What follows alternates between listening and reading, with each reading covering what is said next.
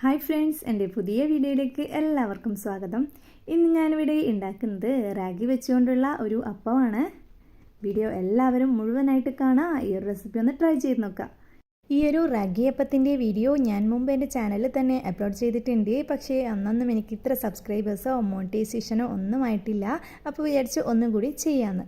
അപ്പോൾ ഇതിനായിട്ട് ഒരു കപ്പ് റാഗി പൊടി എടുത്തിട്ടുണ്ട്. റാഗി നിങ്ങളുടെ കയ്യിൽ പൊടിയില്ല എങ്കിൽ അതിൻ്റെ സീഡ് ജസ്റ്റ് ഒന്ന് റോസ്റ്റ് ചെയ്ത് പൊടിച്ച് എടുത്താലും മതി. നല്ല ഫൈനായിട്ട് പൊടിച്ച് അരിച്ചെടുക്കണം.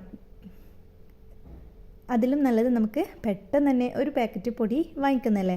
എല്ലാ കടകളിലും കിട്ടുന്ന തന്നെയാണ് ഈ ഒരു റാഗി പൊടി. അങ്ങനെ അതൊരു ബൗളിലേക്ക് ഇട്ട് കൊടുത്തതിന് ശേഷം അതിന് ഒരു കപ്പ് തന്നെ വെള്ളമാണ് ആവശ്യമുള്ളത്. പൊടിയെടുത്ത അതേ ഒരു കപ്പിൽ വേണം എടുക്കാനായിട്ട്.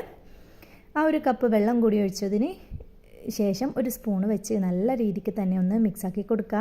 ഇനി ഇതിലേക്ക് എക്സ്ട്രാ വെള്ളമൊന്നും ചേർക്കേണ്ട ആവശ്യമില്ല. ഈ ഒരു കപ്പ് വെള്ളം മതി.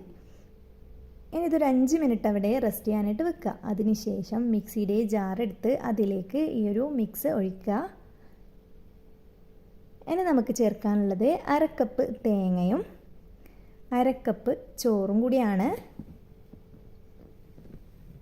ഇനി ഇതിലേക്ക് ആവശ്യത്തിനുള്ള ഉപ്പ് ഞാൻ ഇവിടെ 1/2 സ്പൂൺ ചേർക്കുന്നുണ്ട്. അതുപോലെ തന്നെ 1/2 സ്പൂൺ പഞ്ചസാര, 1/4 ടീസ്പൂൺ മാത്രം ഈസ്റ്റും കൂടി ചേർക്കുക. എല്ലാം കൂടി ചേർത്തതിന് ശേഷം ഒരു സ്പൂൺ വെച്ചൊന്ന് മിക്സാക്കി കൊടുക്കുക.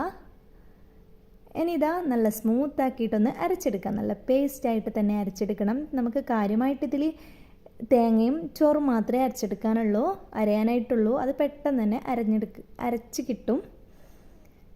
അങ്ങനെ അരച്ചെടുത്തിട്ടുണ്ട്. അതൊരു ബൗളിലേക്ക് ഒഴിച്ചു കൊടുക്കുക. ഇനി ഇത് നമുക്ക് റെസ്റ്റ് ചെയ്യാനായിട്ട് വെക്കണം. 2 മണിക്കൂർ മാത്രം ഇത് റെസ്റ്റ് ചെയ്യാനായിട്ട് വെച്ചാൽ മതി. അപ്പോഴേക്കും മാവ് നല്ലതുപോലെ തന്നെ പതഞ്ഞു വന്നിട്ടുണ്ടാകും. കൂടുതൽ ടൈം വെക്കേണ്ട ആവശ്യമൊന്നുമില്ല. ഇത്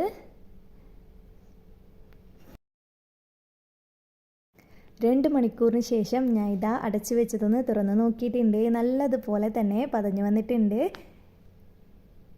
ഇനി ഒരു തവിയെടുത്ത് ജസ്റ്റ് ഇതൊന്ന് മിക്സാക്കി കൊടുക്കുന്നുണ്ട്. കൂടുതൽ ഇട്ട് ഇളക്കാൻ പാടില്ല. ജസ്റ്റ് ഒരു മിക്സിങ് മാത്രമേ പാടുള്ളൂ. നമുക്കിതിൽ ഇനി ഒന്നും ചേർക്കാനില്ല. ഓൾറെഡി നമ്മൾ ഉപ്പൊക്കെ ചേർത്തിട്ടുണ്ട്. ഇനി നിങ്ങൾക്കിത് ഫ്രൈ പാനിലോ അതുപോലെ തന്നെ ദോശ തവയിലോ ഏതിൽ വേണമെങ്കിലും ചുട്ടെടുക്കാം. ഞാൻ ഇത് വെള്ളപ്പച്ചട്ടിയിൽ തന്നെയാണ് ചുട്ടെടുക്കുന്നത്. മുമ്പ് ഞാനൊരു വീഡിയോ ചെയ്തെന്ന് പറഞ്ഞില്ലേ, അത് ഞാൻ തവയിലാണ് ചുട്ടെടുത്തത്. അതും നല്ല അടിപൊളിയായിട്ട് തന്നെ വന്നിട്ടുണ്ടായിരുന്നു.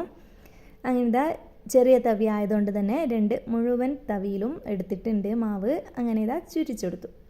അപ്പം ചുടാനൊക്കെ എല്ലാവർക്കും അറിയുന്നതല്ലേ, അതൊന്നും ഞാൻ പ്രത്യേകിച്ച് പറയേണ്ട ആവശ്യമില്ലല്ലോ. അപ്പോൾ ഞാൻ മുഴുവനായിട്ടും ചുട്ടെടുത്തിട്ടുണ്ട്. നിങ്ങൾക്ക് മുഴുവനും ചുട്ടെടുക്കുന്നൊന്നും കാണിക്കുന്നില്ല. എൻ്റെ ഈ ഒരു വീഡിയോ എല്ലാവർക്കും ഇഷ്ടമായി എന്ന് വിചാരിക്കുന്നു. ഈ വീഡിയോ ഫുള്ളായിട്ടുണ്ട്. ഇനി വേറൊരു വീഡിയോയുമായി കാണുന്നത് വരെ എല്ലാവരോടും bye. Thanks for watching my video.